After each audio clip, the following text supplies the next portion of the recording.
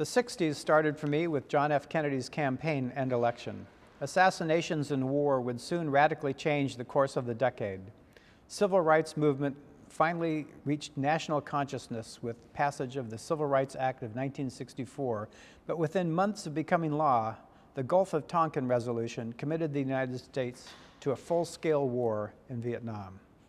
Despite the passage of major civil rights legislation, systemic racism, combined with the Vietnam War and the unsustainable living conditions of the poor in our cities, exposed our country's mistaken priorities, fighting overseas while our neighborhoods were on fire.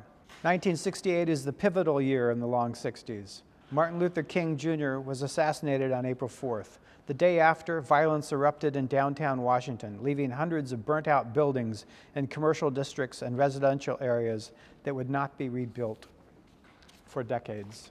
Shortly after the assassination of Robert Kennedy and the cataclysmic 1968 Democratic Convention, where demonstrators were assaulted by police officers on live television, Richard Nixon and Spiro Agnew were elected on their law and order platform. Campus disturbances spread to every major school. Hundreds of thousands gathered to demonstrate against the war and university policies allowing military recruiters on campus. Soon after the 1968 presidential election, the peace movement began to turn violent, out of deep frustration over its inability to effect change. The violence came to a head in 1970 with the killing of students at Kent State by National Guard troops.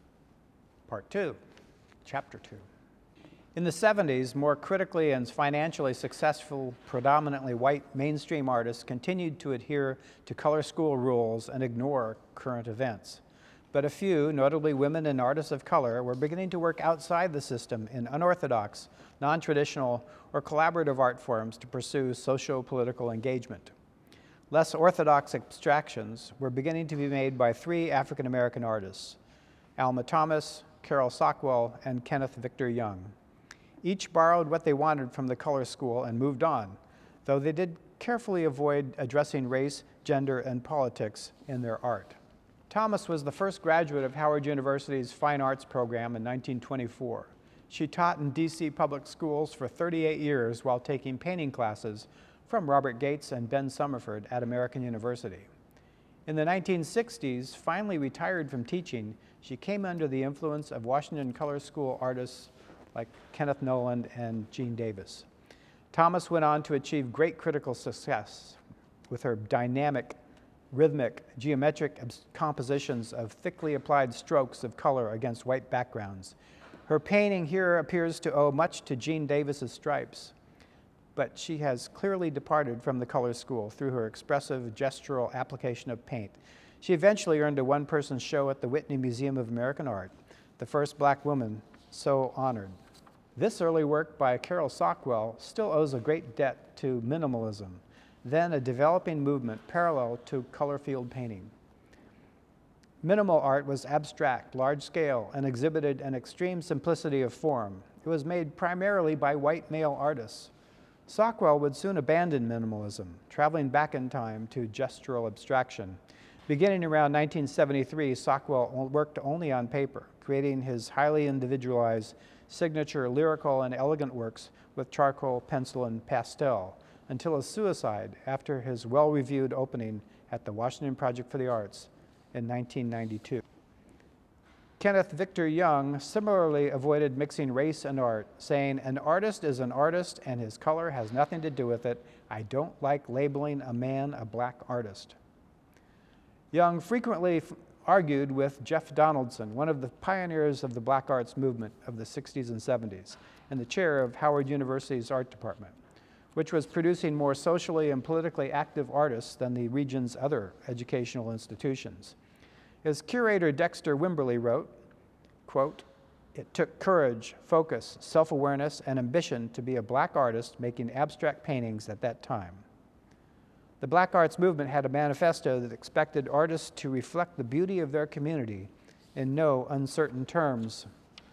Jeff Donaldson had founded a radical group called Africobra, the African Commune of Black Relevant Artists, that is still active today. But Young wanted nothing to do with that group. It speaks volumes about the continued dominance of mainstream white artists that no works by Donaldson or other Africobra artists like Frank Anthony Smith made their way into American universities' collections over the past 40 years. I borrowed their works for the long 60s because they provide a more accurate and comprehensive vision of the DC art scene than the Washington Color School allows. Frank Smith was an original member of Africobra, as well as a longtime faculty member at Howard University.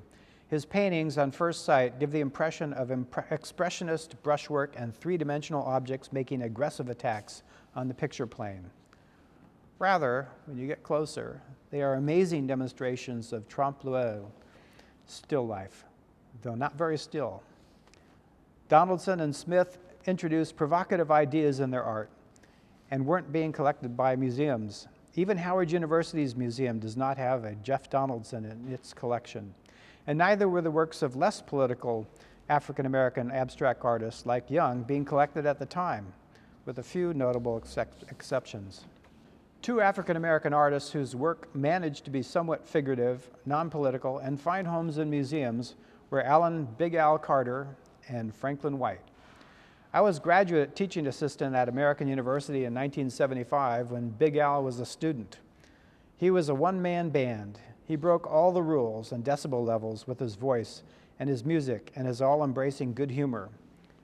Carter's three-dimensional duck, shown here, provides a taste of this irrepressible, barely controlled, cartoon-influenced artist, clearly challenging the American University figurative style.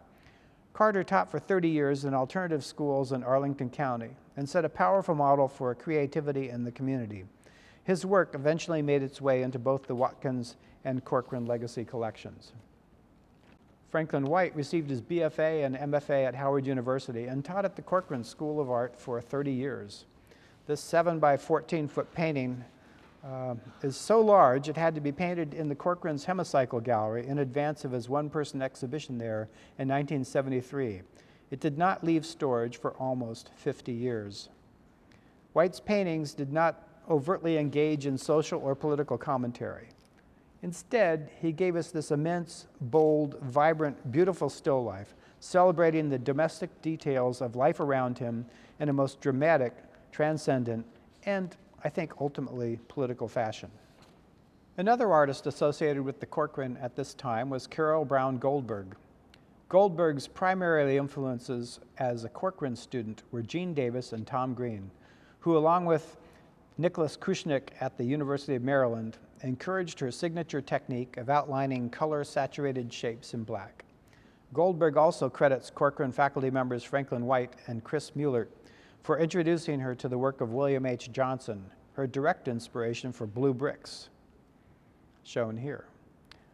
Like Johnson and White, she found transcendence and provocation hiding in a seemingly ordinary domestic scene. Two other figurative artists associated with the Corcoran Gallery and School acknowledged color school influence, then went on in the opposite direction, following their own surrealist muse. They formed the Washington Color Pencil School and exhibited together in 1973. The school consisted of William Newman, Lisa Montag Brotman, and several others. According to Brotman, the Washington Color Pencil School was truly a rebellious act. Color painting was conceptually not enough for us. I think our work had a sense of escapism, fantasy, and social commentary as a result of events in the 60s and 70s. Look carefully at Newman's painting Boiling in Mental Water, and you can just make out Walter Hopps in the window to the left. Hopps, the most influential curator in Washington from 1967 to 1985, can be seen here pulling a woman in a blanket. He figures in Newman's paintings at this time, and most of them. The painting is a testament to the omnipresence of Hopps' independent, if erratic, curatorial spirit, and to the extraordinary skill and provocative subject matter of Washington's ascendant figurative painters. Lisa Brotman's painting, Playing for Keeps, was one of her series of female figures in surreal settings. Here, Brotman appropriated the figure of a masked prostitute in a brothel from a vintage black and white photograph and transplanted her to a fantasy setting, at once both splendid and threatening. Masked, she confronts the viewer directly, with strength and vulnerability, knowledge and innocence.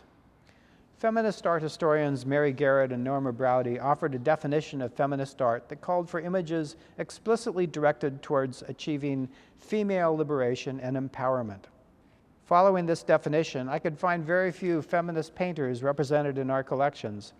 This was at least partly a function of my decision to limit the exhibition to paintings. Many feminist artists preferred the newer, then unorthodox methods of performance art, conceptual art, body art, film, and photography, as well as the collaborative arts and crafts. The absence of feminist artists from our collection is also a function of what was being shown in commercial galleries and purchased by collectors at the time, and what would eventually be accessioned by museums from those collectors. There was demonstrable sexism during the long 60s, in the marketplace, in our collecting institutions as well. While most women painters in Washington did not self-identify as feminist artists, they were clearly influenced by feminist artists and the movement that inspired them. The women whose works are included in the long 60s present strong, confrontational, women-centered subject matter. As Bringman describes in her somewhat complicated relationship to feminist art, quote, "My women paintings of the 80s were definitely a reaction to the women's movement, as well as my personal feelings about the inherently conflicting messages coming from our culture for a young artist mother with small children."